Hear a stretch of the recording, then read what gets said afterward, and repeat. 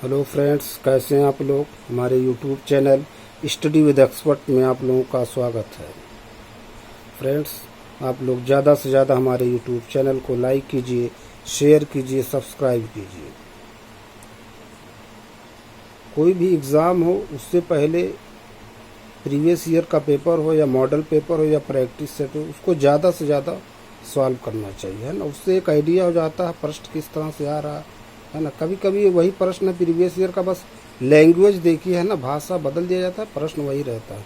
ठीक, प्रश्न पीसीएस में एक बार पूछा गया था, ये नहीं पूछा गया कि कितना प्रतिशत कार्बन डाइऑक्साइड पर है, ये पूछा गया कितनी सांद्रता है ना। देख रहे हैं, लैंग्वेज जो है थोड़ा चेंज कर दिया, उसी में कंफ्यूज हो जाते हैं ना। तो इसलिए ज़्यादा से ज़्यादा प्रैक्टिस कीजिए, अपना नोट्स बनाइए। ठीक, कभी कभी प्रश्न रहता है ना, लैंग्वेज चेंज हो जाता है, हम लोग कंफ्यूज हो जाते हैं। चलिए टाइम को नष्ट करते हुए टॉपिक पे आते हैं। ये एग्ज़ाम पॉइंटर है ना, दृष्टि की मैगजीन है, जून मंथ की, उसमें दिया था। तो और इसमें से जो टॉपिक थे अर्थव्यवस्था है या साइंस है ना, जो टॉपिक उस पर हमने चर्चा कर लिया है। हिस्ट्री पे हम ज्योग्राफी के जो टॉपिक उसी पे चर्चा करेंगे दोस्तों। तो देखिए, कह रहे हैं जब एक छोटे तारे में सुपरनोवा विस्फोट होता है तो विस्फोट के पश्चात तारे का अत्यधिक सघन कोर का अवशिष्ट भाग कहलाता है क्या? White dwarf. ठीक है। वरुण ग्रह का प्रकाश हरा प्रतीत होता है मीथेन की अधिकता के कारण। किसके? मीथेन, है ना। अब देखिए, दो ग्रह हैं है ना, जो अपोजिट है ना, चक्कर लगाते हैं। देखिए कौन कौन से हैं पृथ्वी के। पृथ्वी की आकाश गंगा के सबसे शीतल और चमकीले तारों के समूह को कहते हैं क्या? Orion nebula. क्या है? Orion nebula. विश्व में अधिकांश झीलों का निर्माण हिमानीकरण द्वारा हुआ है। झीलों के अध्ययन को कहा जाता है क्या? झीलों के अध्ययन को लिम्नोलॉजी कहा जाता है। क्या? लिम्नोलॉजी। अगला देखिए क्या है प्रश्न। कह रहे हैं इंसेलबर्ग, ज्यूजेन, लोयस, बरखान, यारडांग, छत्रकशिला आदि हैं वायु द्वारा उत्पन्न स्थलाकृतियां। ठीक है। अगला है वह भूगोल वेत्ता जिसके द्वारा जलवायु का वर्गीकरण तापमान, वर्षा एवं वनस्पति के घटकों के आधार पर किया गया, वो है व्लादिमीर कोपेन, है ना। ठीक है। कोपेन के जो है कई शायद जो है उसमें क्रम में इन्होंने विभाजित किया है, देख लीजिए। एक CWT है, CWG ऐसे करके हैं। ठीक है, प्रश्न पूछा गया पीसीएस में। अगला देखिए, यूरोप का वह गणराज्य जो विश्व का प्रमुख गेहूं उत्पादक क्षेत्र है तथा इसे विश्व का अन्न भंडार और रोटी की डलिया भी कहा जाता है, यूक्रेन, है ना। देख कितना इम्पोर्टेंट, रोटी की डलिया या विश्व का अन्न भंडार। किसे? यूक्रेन, इतना छोटा देश। अगला, नेपाल, भूटान और चीन की सीमाओं से मिलने वाला एकमात्र भारतीय राज्य कौन है? सिक्किम। तीनों से मिलता है। यूरेशिया प्लेट का वह खंड जिसका निर्माण हिमालय में पहले हो चुका था, है ना, हिमालय में पहले हो चुका था, उसका नाम वो है ट्रांस हिमालय। पूर्वांचल पहाड़ियों की उच्चतम श्रृंखला जो अरुणाचल प्रदेश के उत्तर पूर्वी भाग में अवस्थित है, उसका नाम है मिश्मी पहाड़ियाँ। बंगाल की खाड़ी में गिरने वाली प्रायद्वीपीय नदियों और अरब सागर में गिरने वाली प्रायद्वीपीय नदियों के मध्य जल विभाजक का कार्य करता है कौन? पश्चिमी घाट। दक्षिण भारत को मैनचेस्टर कहा जाता है, कोयम्बटूर को दक्षिण भारत का मैनचेस्टर, है ना। उत्तर भारत का मैनचेस्टर कौन है? सर्च कीजिए। महाद्वीपीय विस्थापन सिद्धांत का प्रतिपादन किया था वेंगनर ने। विश्व की अधिकांश ऊंची चोटियां पाई जाती हैं नवीन मोरद्वार पर्वतों में। वह जलसंधि जो यमन को जिबूती से अलग करती है और लाल सागर को अदन खाड़ी से जोड़ती है, बाब अल मंडब जलसंधि। ठीक।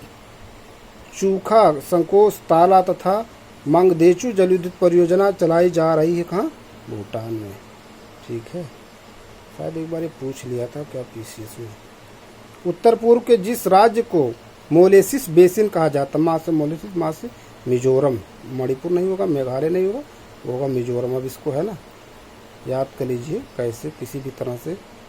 मोलेसिस मेघालय में, वहाँ पर एक मात्रा है, मणिपुर में है, मणिपुर नहीं होगा, मात्रा है मिजोरम, है ना। बुशमैन नामक चरवासी जनजाति के लोग रहते हैं कालाहारी मरुस्थल में। भारत में एक बड़े भूभाग पर पाई जाने वाली वह मृदा जिसमें नाइट्रोजन की कमी होती है तथा जो काफ़ी उपजाऊ होती है, जलोढ़ मृदा है। ओजोन गैस पर मुख्यतः पाई जाती समताप मंडल और क्षोभ मंडल में। मालवा पठार मुख्य रूप से विस्तृत मध्य प्रदेश, गुजरात और राजस्थान में। मानचित्र पर वर्षा का वितरण दिखाने के लिए प्रयोग किया जाता है आइसो हाइट रेखा। आइसो हाइट, आइसो है ना, कई रेखाएं हैं, देखिए सभी के बारे में। विश्व में सबसे ऊंचा ज्वार आता है फंडी की खाड़ी में। कहाँ पर? विश्व में सबसे ऊंचा ज्वार आता है फंडी की खाड़ी में। नीलगिरी पर्वत की सबसे ऊंची चोटी है क्या? दोदा बेटा, नीलगिरी की है ना। कर्नाटक के शिमोगा जिले में भारत का सबसे ऊंचा जलप्रपात कुंचिकुल जलप्रपात स्थित है ना। कहाँ पर? वाराही नदी पर, है ना। देखिए क्या करें, कर्नाटक के शिमोगा जिले में भारत का सबसे ऊंचा जलप्रपात कुंचिकुल वाराही नदी पर है। अगला टॉपिक पर्यावरण पारिस्थितिकी, है ना। कह रहे हैं डाचिगम राष्ट्रीय उद्यान जो मुख्य रूप से हंगुल या कश्मीरी स्टैग के लिए प्रसिद्ध है, स्थित है कहाँ? जम्मू एवं कश्मीर में। प्रश्न सब दोस्तों कई बार पूछे गए, ये पीसीएस में पूछा गया। अंतर्राष्ट्रीय बाघ दिवस मनाया जाता है 29 जुलाई को। अगला क्या प्रश्न? कह रहे हैं ऐसी पारस्परिक क्रिया जिसमें छोटे आकार की जाति बड़े आकार की जाति के अंदर या उसके ऊपर रहती हैं, साथ ही सरल वो भोजन भी प्राप्त करती हैं, क्या कहलाती हैं? परजीविता। अगला देखिए, मरुस्थलीय प्रदेश का ऐसा जीव जो ठोस मूत्र उत्सर्जित कर जल को संरक्षित करता है तथा जन्म से मृत्यु तक बिना पानी पिए भी जीवित रह सकता है, कंगारू चूहा। पीसीएस का प्रश्न है ये दोस्तों। अपरद खाद्य श्रृंखला के आधार में जीव होते हैं क्या? अपघटक। अगला है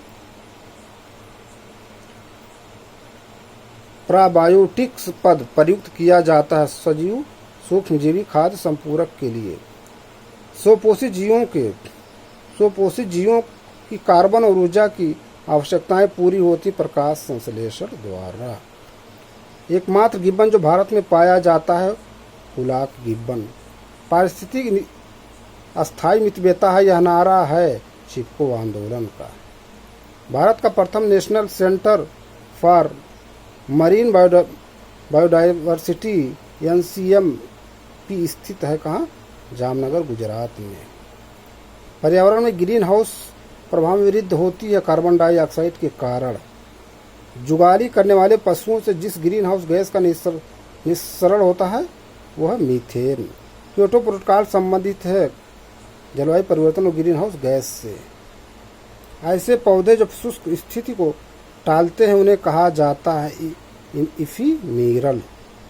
1992 के रियो पृथ्वी सम्मेलन में जारी एजेंडा 21 में एक महत्वपूर्ण विषय के रूप में शामिल किया गया है प्रदूषण को।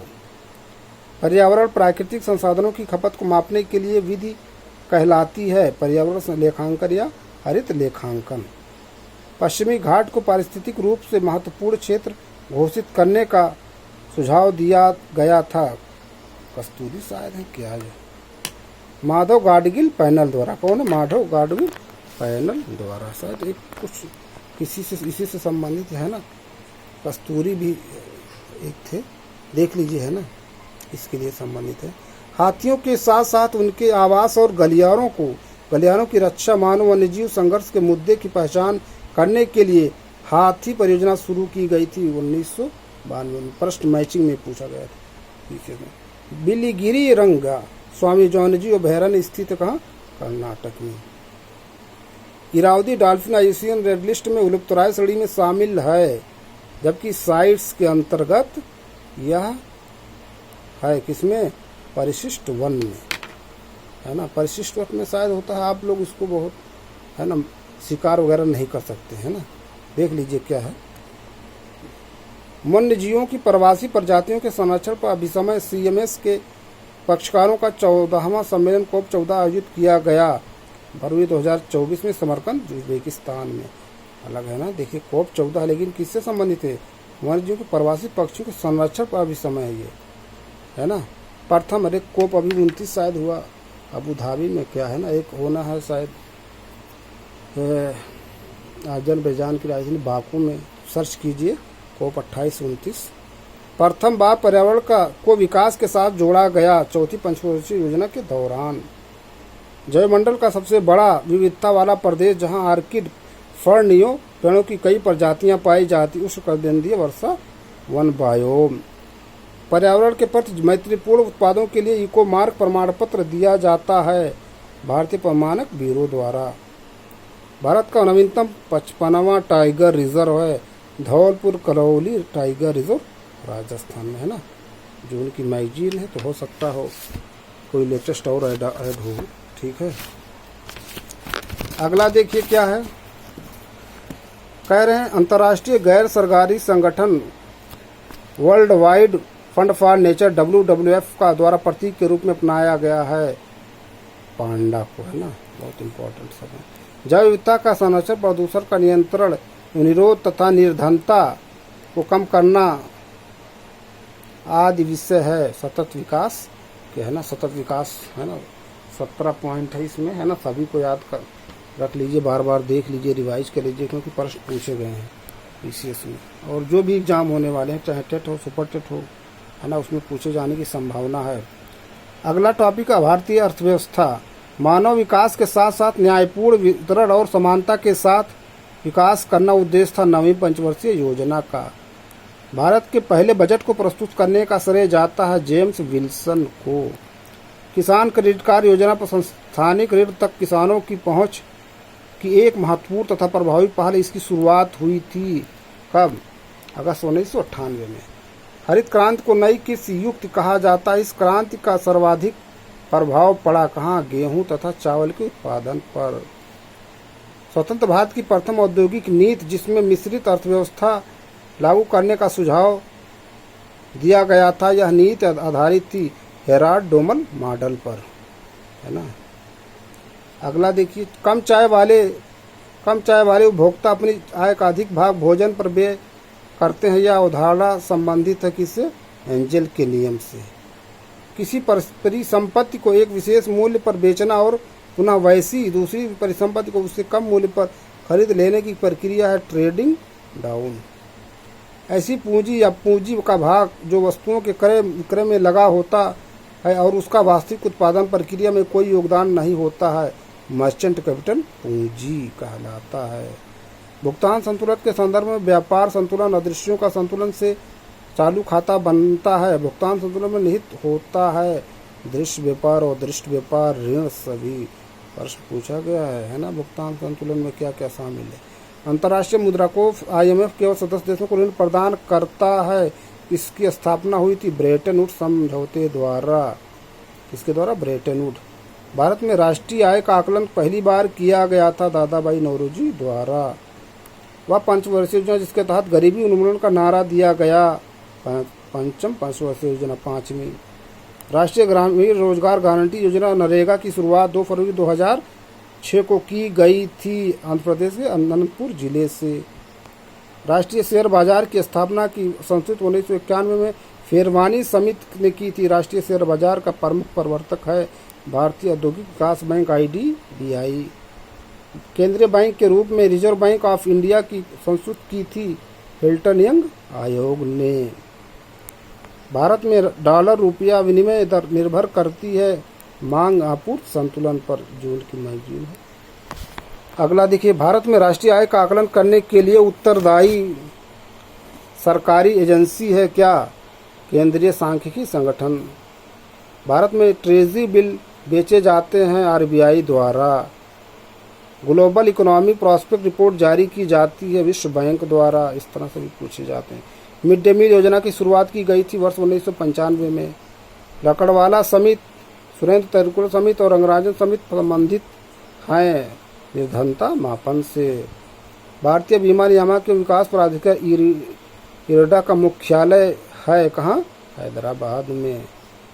अल्पकाल में भारतीय रिजर्व बैंक जिस ब्याज दर पर व्यापारिक बैंकों को उधार देता उसे कहा जाता है रेपो दर। लेकिन जब आरबीआई लेता है ना, व्यापारिक बैंकों से एसबीआई या है ना इलाहाबाद बैंक या और जो भी बैंक है, उसको कहा जाता है रिवर्स रेपो दर।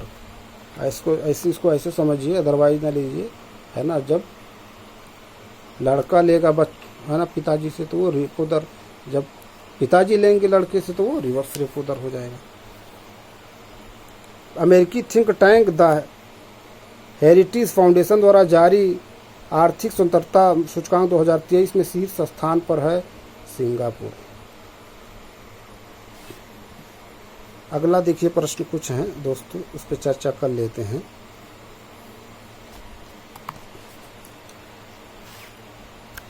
ये कह रहे हैं ऑक्सीजन मिश्रित वह निष्क्रिय गैस जो अवरोधी श्वसन से पीड़ित रोगियों को दी जाती है क्या? हीलियम। मोटर कारों के हाइड्रोलिक ब्रेकरों के कार्यकरण पर लागू होता है पास्कल का नियम। कच्चा तेल मापन में सामान्यतः बैरल का उपयोग किया जाता है। यह एक खाली बेलनाकार कंटेनर होता है जिसका आयतन होता है लगभग 162 लीटर। सब प्रश्न पीसीएस में पूछे गए हैं दोस्तों। तो दोस्तों ये कुछ इंपॉर्टेंट प्रश्न थे जो हमने चर्चा किया। हम अपने अगले वीडियो में कुछ नए टॉपिक, नए प्रश्नों के साथ फिर आप लोगों से मिलते हैं। आप लोग ज़्यादा से ज़्यादा हमारे यूट्यूब चैनल को लाइक कीजिए, शेयर कीजिए, सब्सक्राइब कीजिए। Thank you friends.